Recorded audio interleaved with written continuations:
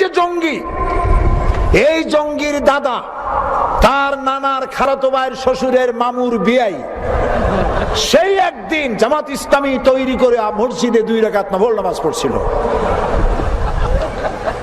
গভীর কানেকশন।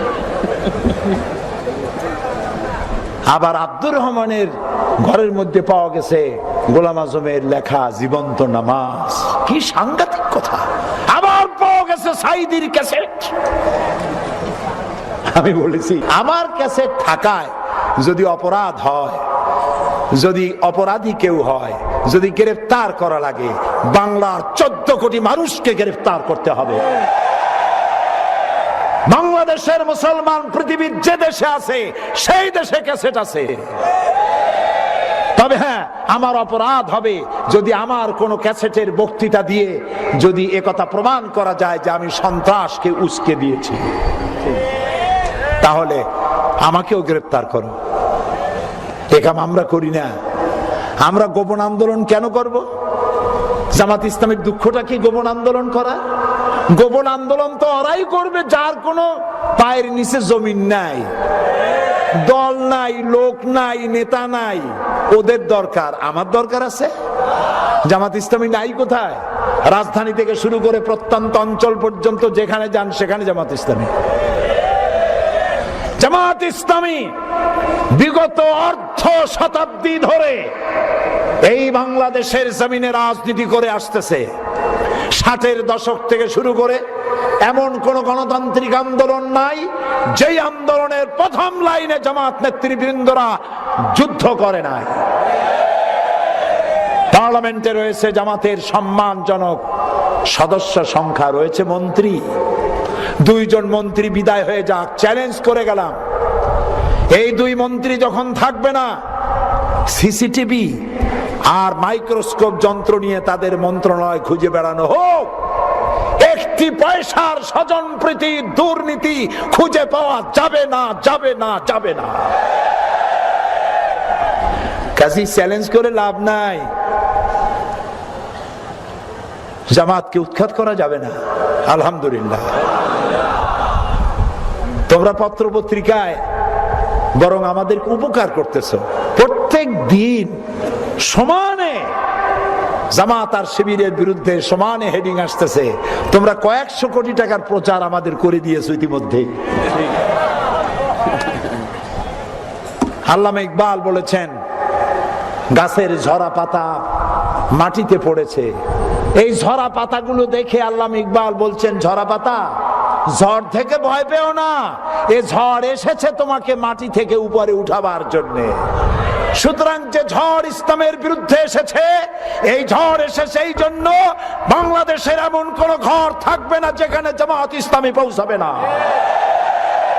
শান্তির জন্য কল্যাণের বার্তা নিয়ে সারা বাংলাদেশে সর্বত্র ইসলামের দাওয়াত পৌঁছে যাবে গণতান্ত্রিক পদ্ধতিতে।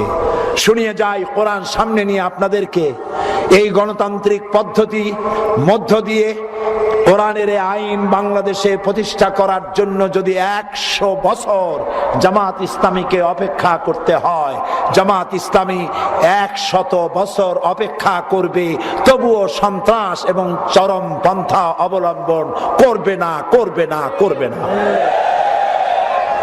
আমাদের অসংখ্য সাহিত্য ভান্ডার আছে, বললে হবে না জামাত ইসলামী কোন ইসলামী দল নয়। যিনি বলেন তিনিও কিয়ামতে উঠবেন, আমরা উঠব।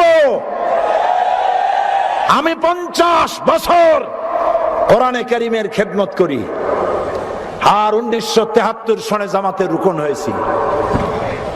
জামাত যদি সাহাবীদের বিরুদ্ধে হবে, জামাত যদি রসুলের বিরুদ্ধে হবে, আমার 50 বছরের একটা ওয়াজের মধ্যে সাহাবী আর রসুলের বিরুদ্ধে কোনো কথা থাকা স্বাভাবিক ছিল না? আছে কোথাও? আমার পা থেকে শুরু করে মাথা পর্যন্ত সুন্নতের কোনো অভাব আছে? সরসিনা মাদ্রাসায় পড়েছি, খুলনায়ও পড়েছি। ওই যে জামা কাপড় পাইছি, বহুরূপী কোনোদিন হই নাই। যেরকম দাড়ি ওই রকমই আছে। আপনারাই তো দেখতেছেন, উল্টো পাল্টা দেখছেন, উল্টো পাল্টা দেখছেন। কয় আমাদের আকীদা খারাপ। কি খারাপ হয়েছে আকীদা? আমার কোন নেতা আকীদা খারাপের কথা বলেছে? আমার নিজামী সাহেব, মুজাহিদ সাহেব, আমার এমপিরা, আমার নেতৃবৃন্দ, আমার গোলাম আজম সাহেব, কে বলেছেন সাহাবীদের বিরুদ্ধে জানতে চাই? কে বলেছেন নবীর বিরুদ্ধে? আপনারা বলেন জামাত ইসলামী কোন ইসলামী দল নয়। আল্লাহকে ভয় করুন, কিয়ামতে আসামি হতে হবে, আসামি হতে হবে, আসামি হতে হবে ইনশাআল্লাহ। আপনি যে কথা বলেন, আজ আমি নাম নেব না, আমি নাম নেব না, আপনি যে কথা বলেন সেই আপনি কথা বলেন দিলীপ বড়ুয়ার ভাষায়, আপনি হুজুর, আপনি কথা বলেন রাশেদ খান মেননের ভাষায়, আপনি কথা বলেন সাইফুদ্দিন মানিকের ভাষায়, আপনি কথা বলেন শেখ হাসিনার ভাষায়। তাই জাতি মনে করে হয় আপনি ভারতের দালাল, আর না হয় আওয়ামী লীগের বেটি। আপনি কিচ্ছু করতে পারবেন না।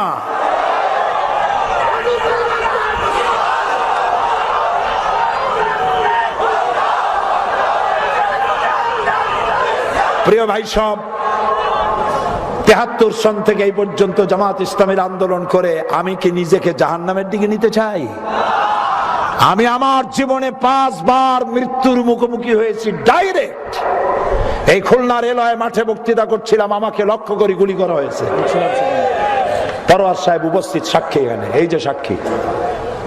পাবনা পুষ্পপাড়া আলিয়া মাদ্রাসায় 1973 সনে আমি বক্তৃতা করাকালীন সময় গুলি করা হয়েছে। আমার পাশে মাদ্রাসার প্রধান মুহাদ্দিস শহীদ হয়ে গিয়েছে। 5 বার আমাকে গুলি করা হয়েছে, মৃত্যুর মুখোমুখি হয়েছি। আজকের পত্রিকায়, কালকের পত্রিকায় এসছে, গোয়েন্দা বিভাগের সাথে শেখ রহমান বলেছে সাইদি ছিল আমাদের প্রধান টার্গেট, তাকে হত্যা করতাম যদি সুযোগ পেতাম।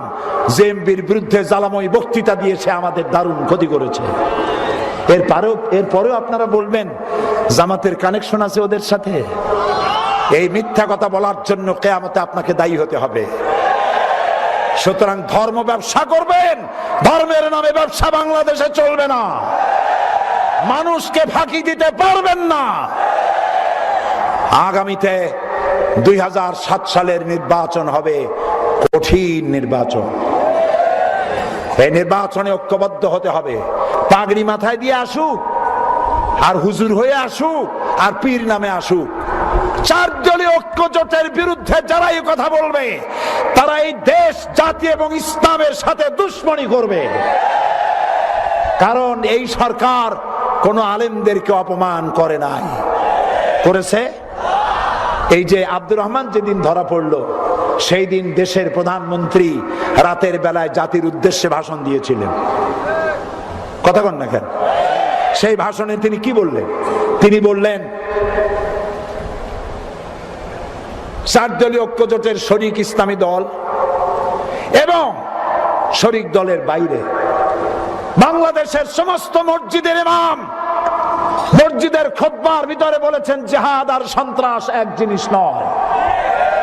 মসজিদের ইমামেরা, মাদ্রাসার শিক্ষকেরা মিছিল করেছে, মিটিং করেছে, রৌদ্রে পুড়েছে, মানুষকে বুঝাইতে সক্ষম হয়েছে জেএমবি কোনো ইসলাম নয়, ওদের আন্দোলন কোন ইসলামী আন্দোলন নয়, ওদের আল্লাহর আইনের শাসন চাই, এটা কোন আসলে আল্লাহর আইন নয়।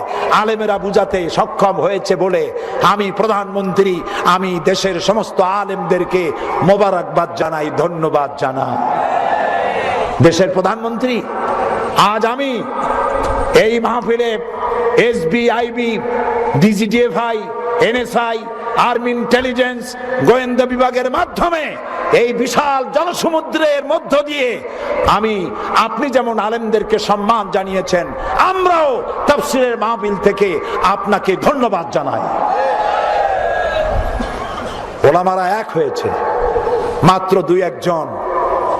আমার দোকানে খাঁটি ঘি পাওয়া যায়, কোথাও পাওয়া যায় না, খালি মধুদি মধুদি, জামাত ইসলাম জামাত ইসলাম, শিবির শিবির।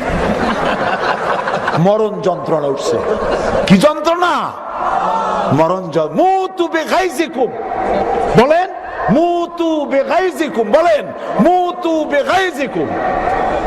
আল্লাহ শিখাইছে কোরআন শরীফে, আল্লাহ বলেছেন। সুতরাং কিচ্ছু করতে পারবে না ইনশাআল্লাহ।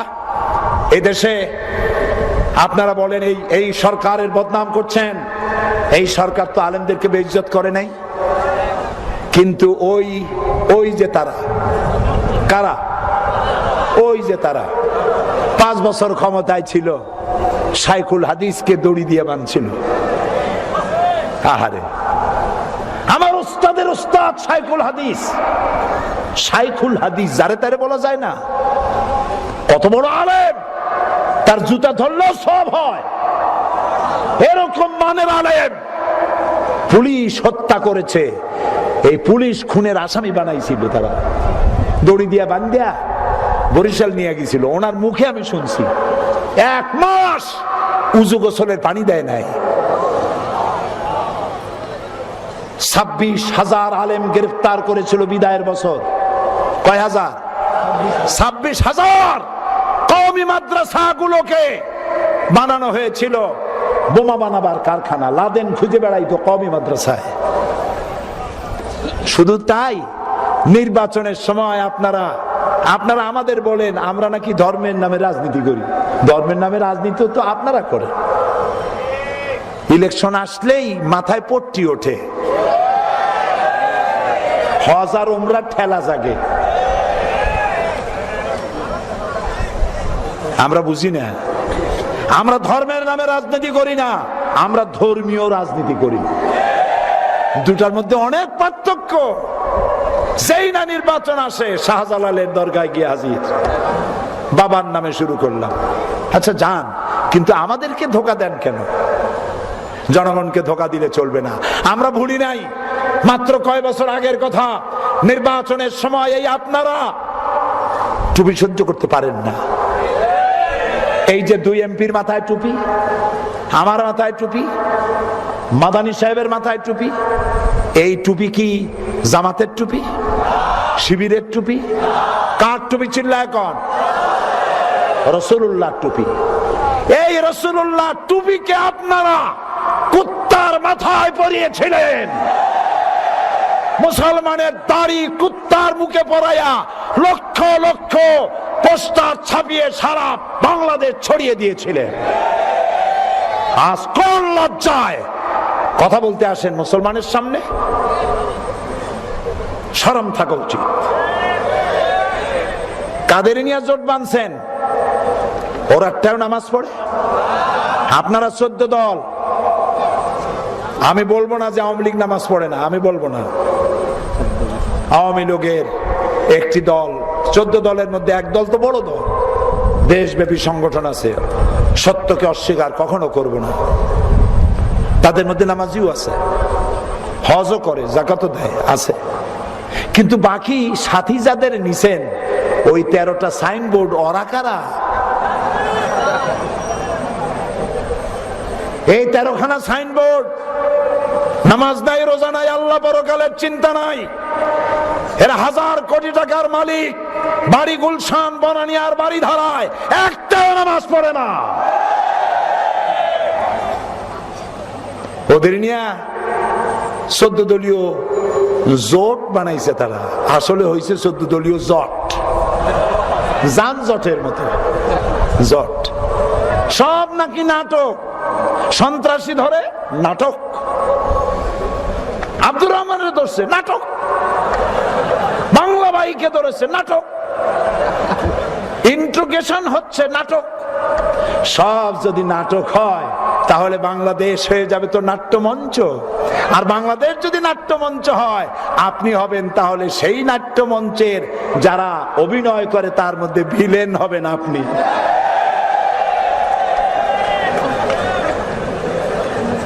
কাজী এইসব করে কোনো কুল পাওয়া যাবে না।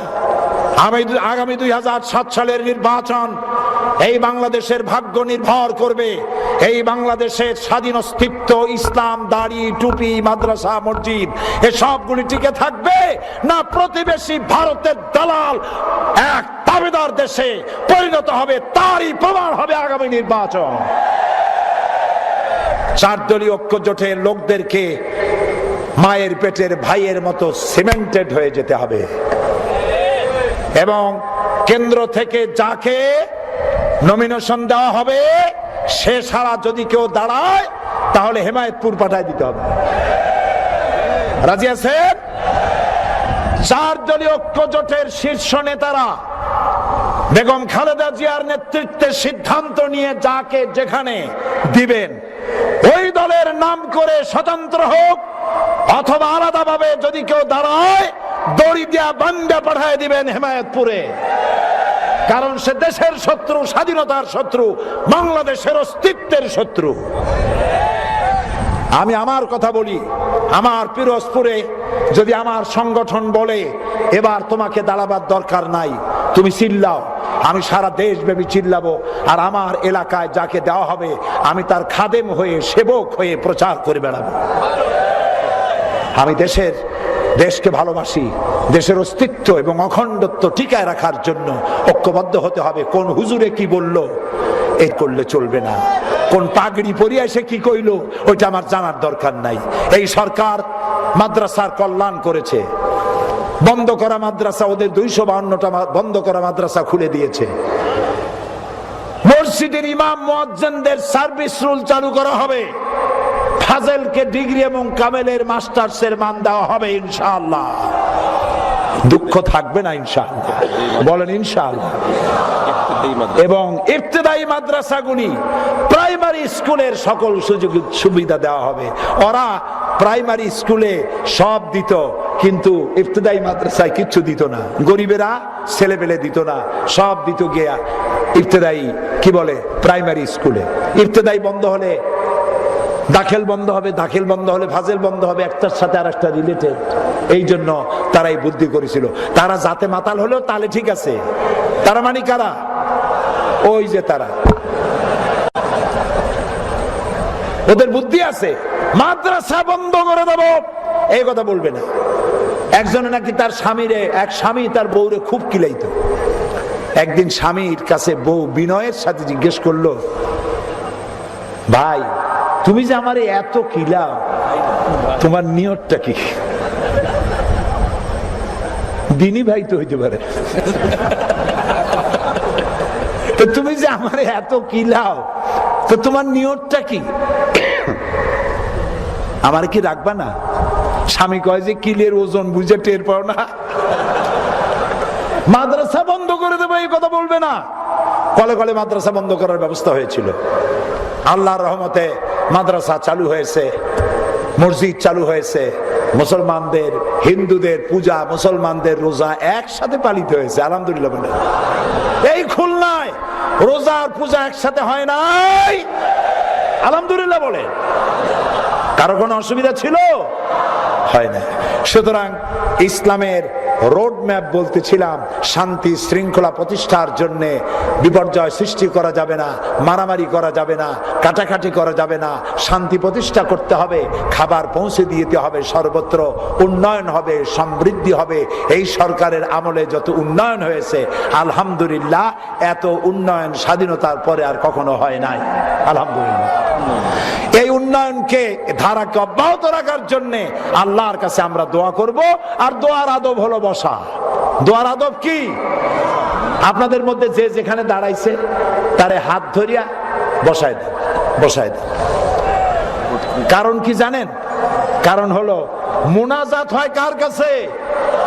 একথা কারো বলছিলাম, মুনাজাত হয় আল্লাহর কাছে। মুনাজাত করা হবে, এটা শোনার পর যদি কেউ অ্যাবাউট টার্ন করে, বেয়াদবের খাতায় নাম লেখা হয়ে যায়। বলে নাউজুবিল্লাহ।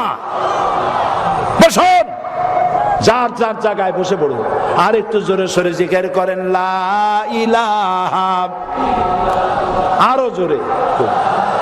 মাত্র চারটা প্রশ্ন শর্ট করে দিয়েছে, আর গ্রামের ব্যাপারটা একটু শেষে বলে দেবেন। গ্রাম আছে, চারটা রাখছে। আমি তো বসতে বলছিলাম, আল্লাহ আপনাদের প্রতি রহম করুন। বলি আমিন, সবাই বলি আমিন। দেশের জন্য দোয়া করার সময় এসেছে, পৃথিবীর জন্য দোয়া করার সময় এসেছে, ছেলেমেয়েরা পরীক্ষা দিচ্ছে তাদের জন্য দোয়ার সময় এসেছে। একটা প্রশ্ন এসছে, আপনার কথায় অনুপ্রাণিত হয়ে একটি পত্রিকা পড়তাম, পত্রিকাটার নাম আমি নিলাম না, আপনি লিখেছেন, আমি নাম নিলাম না। আজকে সর্বশেষ সেই পত্রিকার ভূমিকা জনকণ্ঠকে ছাড়িয়ে গেছে। আপনার সুস্পষ্ট মন্তব্য চাই। আমি পত্রিকাটার নাম নিলাম না, আমি এই পত্রিকাটার পক্ষ অবলম্বন করেছিলাম এমন সময় যখন আওয়ামী লীগ এই পত্রিকার কণ্ঠ চেপে ধরেছিল, যখন ভারত এই পত্রিকাটা কি মৃত্যু কামনা করতেছিল, সমস্ত বামপন্থীরা এই পত্রিকায় আগুন জ্বালিয়ে দিয়েছিল। আমি তখন এই পত্রিকার পক্ষ অবলম্বন করেছিলাম দেশের স্বাধীন অস্তিত্ব, ইসলাম এবং মুসলমানদের স্বার্থে। কিন্তু এখন আমি দেখতে পাচ্ছি এই পত্রিকাটিকে আওয়ামী লীগ সমর্থন করছে, বামপন্থীরা সমর্থন করছে, ভারত সমর্থন করছে। আমার সমর্থনের আর কোনো প্রয়োজন নাই। এই পত্রিকা সম্পর্কে আর কোনো মন্তব্য করতে চাই না। জনকণ্ঠ পড়ে যা পাওয়া যায় তাই যদি ওই পত্রিকায় পাওয়া যায়, তাহলে এটা কেনারই বা দরকার কি, পড়াবির দরকার কি? আমি নামও নিলাম না, কিছু নিলাম না। যিনি এটার জন্মদাতা তিনি আজ বেঁচে নাই। বেঁচে থাকলে তার কাছে হয়তো অভিযোগ করতাম। এখন আমি আল্লাহর কাছে অভিযোগ করে রাখলাম।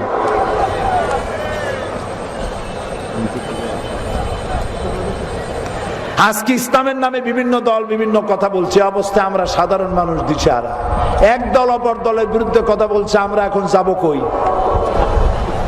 কোথায় যাবেন টের পান না? আপনার যদি অসুখ হয় কার কাছে যান?